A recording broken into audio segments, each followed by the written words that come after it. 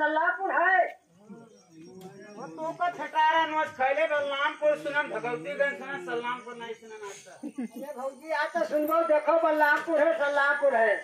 देखो यहाँ से चलबो तो बल्लापुर पड़े। अच्छा। और वही लाइन से चलबो हाँ। घुसाए दे तो सल्लापुर पड़े।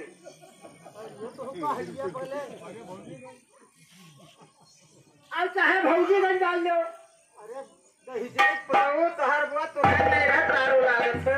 मैं साथ पुरान ना लेकिन थोड़े कसर ना दिन है को जाके। भगवतीगंज ना भगवतीगंज।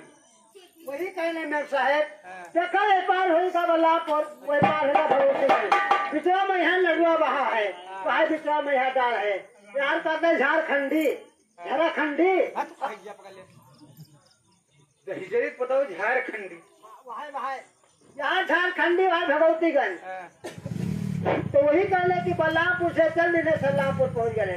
तो बल्लापुर से चली दिने सल्लापुर गए भाई कैसे चलिया पे धनिया अरे नहीं अरे हारी कहे